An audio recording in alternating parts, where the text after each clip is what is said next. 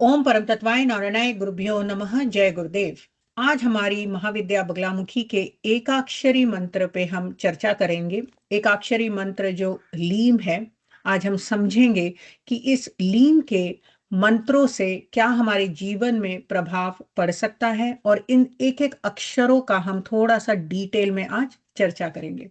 सबसे पहले मेरे गुरुजनों को नमस्कार। परम पूज्य गुरुदेव की जय, परमहंस स्वामी निखिलेश्वरानंद महाराज की जय, बाबा भूतनाथ की जय, माँ काली की जय, माँ बगलामुखी की जय, सिद्धाश्रम की जय। लीम हकार, लकार और इकार से संयुक्त होकर जो मंत्र बनता है वह है लीम। सबसे पहले जो आता है वह है ह। ह यानी हकारः शिव उच्यते, यानी ह यानी शिव तत्व। तो जब हम लीम जप कर रहे हैं, हम उसी शिव तत्व तक पहुंचने का प्रयास कर रहे हैं। ठीक है, सिंपल टर्म्स में। फिर आता है लकार। ल जहां भी आता है यानी पृथ्वी तत्व, जैसे यहां पर दिया है लकारः पृथ्वी बीजम तेजो, यानी लकार, ल यानी पृथ्वी तत्व का सूचक है। अब जब हम पृथ्वी की बात करते हैं तो पृथ्वी किसका प्रतिनिधित्व कराता है? पृथ्वी यानी स्थूल, पृथ्वी यानी स्थिरता। पृथ्वी एक जगह टिकी रहती है और अगर टिकी रहे तो अच्छी बात है। पृथ्वी अगर डगमगाने लगे तो हमारे जीवन में भूकंप आता है। तो पृथ्वी यानी पृथ्वी स्थूलता का प्रतीक है, पृथ्वी स्थिरता का प्रतीक है। और इसीलिए महाविद्या, ब्रह्मास्त्र महाविद्या बगलामुखी को भी स्तब्ध माया या स्तंभन की शक्ति कहा जाता है और इसी लीम को भी स्थिर माया या स्तब्ध माया कहा जाता है, क्योंकि यहाँ पे हम पृथ्वी की बात कर रहे हैं, जो मैंने समझाया कि वह स्थिर है, वह स्थूल है। और बगलामुखी भी स्तंभन शक्ति की चरम सीमा या चरम शक्ति है। जब हम आकाश देखते हैं, सारे ग्रहों को देखिए आप, सारे मंडल, सारे जो आपको तारे सितारे सूर्य चंद्र दिखते हैं, उन सभी ग्रहों को, उन सभी आकाश के सारे पिंडों को जो एकाग्र करके जो शक्ति एक जगह रखती है, वह ब्रह्मास्त्र महाविद्या बगलामुखी है। तो यहां पर लकारः पृथ्वी बीजम तेजो, यानी उस पृथ्वी बीज के, उस पृथ्वी के तेज का जो सूचक है वह भगवती महाविद्या बगलामुखी है। फिर कहीं कहीं पे कुछ कुछ जगह पर मंत्रों में र का भी प्रयोग किया जाता है। अब हम जिस गुरु परंपरा में आते हैं वहां पर हम लोग र नहीं यूज करते, हम लोग सिर्फ लीम करते हैं। हलीम, सारे हमारी जितनी भी हमारी मंत्र साधनाएं हुई हैं, जितनी भी हमारी दीक्षाएं हुई हैं, लीम से हुई हैं। परंतु मैं फिर भी थोड़ा बहुत र पे प्रकाश डालूंगी। जैसे मैंने ह ल के बारे में समझाया, ल यानी पृथ्वी तत्व। जब र की बात होती है तो र यानी अग्नि तत्व। जब हम बहुत उग्र महाविद्याओं की साधना करते हैं, जब उग्र साधनाएं करते हैं, या कोई भी आपके पास अगर उग्र बीज मंत्र है, आप जनरली देखेंगे कि उसमें रम का प्रयोग किया होगा। रम यानी अग्नि तत्व, अग्नि यानी तेज, अग्नि यानी प्रकाश, अग्नि यानी उग्रता, अग्नि यानी जीवन में आपको वो तेज देता है। अब अग्नि का यहाँ पे क्या प्रतीक है? अग्नि तो, अग्नि के माध्यम से ही देवताओं को हवन दिया जाता है। अग्नि से आपके सारे मनोविकारों को, सारे विकारों को जो जलकर भस्म करती है, उस शक्ति का नाम है महाविद्या बगलामुखी। अब मैं धीरे धीरे और समझाऊंगी रकार का और क्या अर्थ है। पर यहां पर जो दिया है वह लिखा है दश कोण करम तस्मात प्रकारो ज्योतिराख्य। जैसे मैंने समझाया कि र यानी अग्नि तत्व यानी प्रकाश तत्व, अपने ज्योति तत्व, तो जो अपने आत्म स्वरूप को जो प्रकाश कराता है, उस शक्ति का नाम है महाविद्या बगलामुखी। वह बीज मंत्र है लीम, हलरीम। यहाँ पर मैं र की बात कर रही हूँ, लेकिन जैसे मैंने समझा दिया, हम लोग जो साधनाएं करते थे हमारे गुरु जी के साथ, उसमें हम लोग र का नहीं प्रयोग करते थे। तो हो गया ह ल, फिर र मैंने समझा दिया। फिर आता है ई की मात्रा आती है, फिर एक बिंदु आती है ई, यानी यहां पे दिया है इकारस्तु सदा माया भुवनानी। ई जो है वह बगलामुखी के इसी माया शक्ति का प्रतिनिधित्व कराता है। तो इकारस्तु सदा माया, प्रकृति या भगवान की जो माया शक्ति है वह है यह इकार। भुवनानि चतुर्दश, जो 14 भुवन माने जाते हैं, जैसे भू भुव सुवर, ये सब जो 14 भुवन है। फिर आगे आता है अतल वितल सुतल, ये सब जो 14 भुवन, इनका जो पालयंती, इनका जो पालन पोषण करती है, वह माया शक्ति भगवती बगलामुखी है। आगे और भी यहाँ पे दिया है इकार पे, परात साक्षात चक्र कोण भवेत प्रिय, यानी वह पराशक्ति भी है महाविद्या बगलामुखी। और उसके बाद आता है बिंदु। जब हम लोग लिखते हैं ह ल फिर ई फिर एक बिंदु, अब हम जब किसी भी यंत्र साधना करते हैं, या जब कुंडलिनी शक्ति, हम बहुत आजकल आता है और अवेकनिंग, चक्र क्लेंजिंग, कुंडलिनी शक्ति, तो बिंदु पे बहुत प्रकाश दिया जाता है।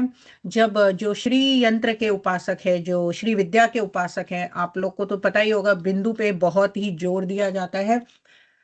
बिंदु वह स्थान है या बिंदु वह प्रतीक है जहां पे शिव और शक्ति का सामरस्य माना जाता है। यहीं पर शिव और शक्ति, यहीं पर शक्ति विराजमान है।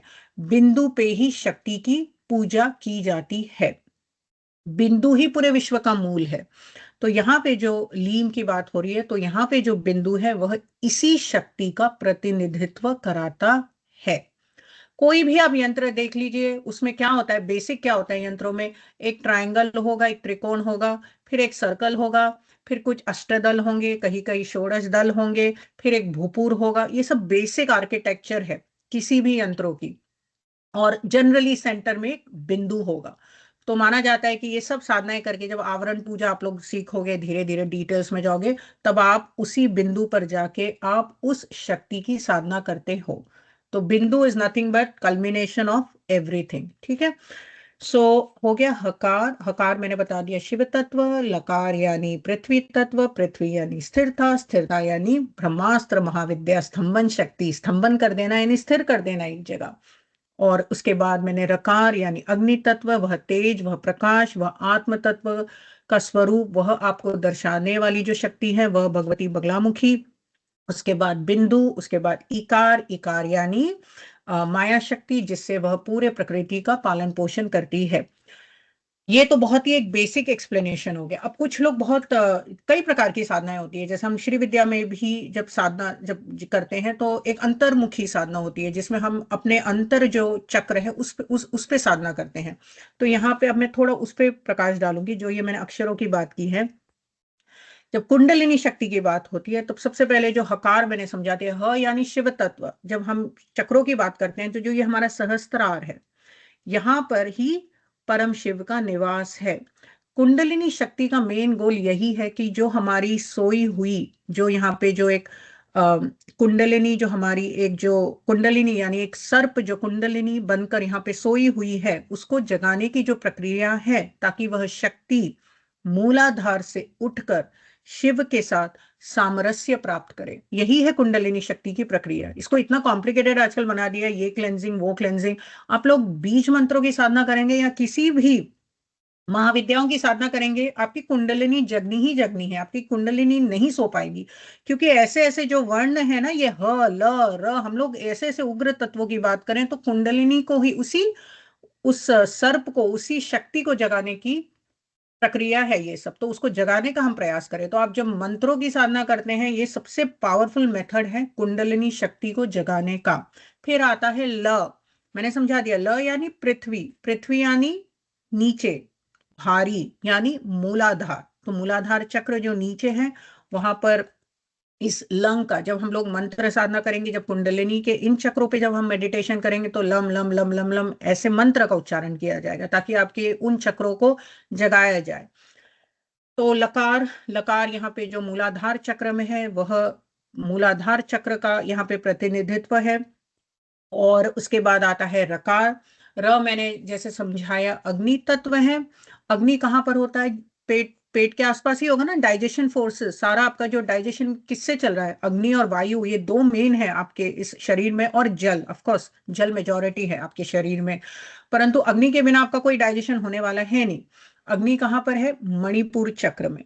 तो बेसिकली यहाँ पे हम लोग यही कह रहे हैं कि उस कुंडलिनी शक्ति को जगाने की जो शक्ति है वह ब्रह्मास्त्र महाविद्या बगलामुखी है।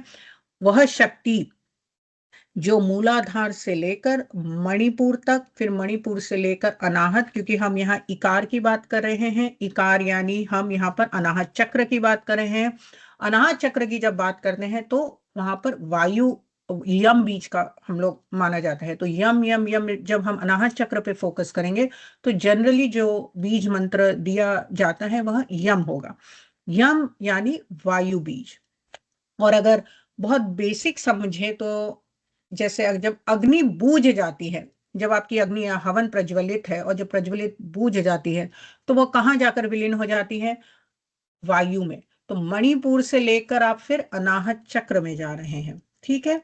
फिर वहां से इकार, इकार से लेकर आप फिर जा रहे हैं यानी शिव। तो अगेन बेसिक कुंडलिनी जो जर्नी है वह है मूलाधार चक्र। मूलाधार चक्र से फिर हम आए पृथ्वी यानी हल्लरीम ल, फिर आए मणिपुर यानी र अग्नि तत्व, फिर आए ई यानी अनाहत चक्र यानी वायु तत्व। और उसके बाद, और वायु का एक और यहाँ पे मीनिंग में समझा देती हूँ। माता बगलामुखी की जो उत्पत्ति हुई थी वह किसके लिए हुई थी? वह वायु को ही स्तंभन करने के लिए हुई थी। तो जब हम ये कुंडलिनी शक्ति की बात करें तो इन सारे चक्रों को, इन सारे तत्वों को, चाहे वह आपका पृथ्वी तत्व हो, चाहे वह आपका अग्नि तत्व है, सब कुछ जाकर वायु में विलीन होना है। और वायु कितने प्रकार के माने जाते हैं? 10 प्रकार के वायु माने जाते हैं। तो उन सारे वायु तत्व को जो स्तब्ध करके रखती है, जो वायु तत्व का संचालन करके रखती है, अगर आपका वायु तत्व आपके शरीर में अग्नि तत्व, वायु तत्व ये सब थोड़ा गड़बड़ाने लगे तो आपको कई प्रकार के रोग होंगे, आप कभी निरोगी नहीं रह सकते। और अगर आपके इस शरीर में वायु तत्व रहेगा ही नहीं तब आपकी मृत्यु होनी है। मृत्यु यानी क्या है? आपके शरीर से वायु नहीं, इस समय मैं जो बोल पा रही हूँ वायु की वजह से ही है। तो इन सारे तत्वों का, खासकर इस वायु तत्व का जो संचालन करती है वह महाविद्या बगलामुखी है। तो मूलाधार से लेकर मणिपुर में र, यहाँ पर अनाहत में ई, यम यानी वायु बीज, और उसके बाद सहस्रार यानी ह में जो शक्ति इन सारे तत्वों का संचालन करती है। और इस कुंडलिनी शक्ति को मूलाधार से लेकर शिव तक पहुंचाने का या शिव के साथ सामरस्य तक ले जाने का जो काम करती है या जो शक्ति है वह महाविद्या बगलामुखी है। तो यह तो बहुत बेसिक एक एक्सप्लेनेशन है। हम लोग जितना डिटेल में समझेंगे और बहुत कुछ है, लेकिन और भी कई मंत्र हैं। जनरली मैं मंत्र बिना दीक्षा के उनके बारे में बात भी नहीं करती, पर ये बहुत ही बेसिक एक्सप्लेनेशन है। लीम, और जैसे मैंने समझा दिया, लीम यानी रक्षा कारक मंत्र। बहुत ही जीवन में बहुत बड़ी अगर विपत्ति आ गई तो एक ही डोज आपको देना है, लीम लीम लीम लीम लीम। ऐसा जीवन में कोई प्रॉब्लम नहीं है, कोई ऐसा भय नहीं है, कोई ऐसे शत्रु आपके सामने खड़े ही नहीं हो सकते जहां महाविद्या बगलामुखी अपने स्तंभन शक्ति के साथ आपके साथ खड़ी है। शत्रु को वहीं का वहीं पृथ्वी की तरह स्थिर करके रखेंगी और अपने अग्नि तत्व से सारे शत्रुओं को, सारे विकारों को, आपके बाहरी शत्रुओं को, आपके आंतरिक शत्रुओं को जलाने का, भस्म करने का जो काम करती है वह महाविद्या बगलामुखी है। चलिए, ओम परम तत्वाय नारायणाय गुरुभ्यो नमः। जय गुरुदेव।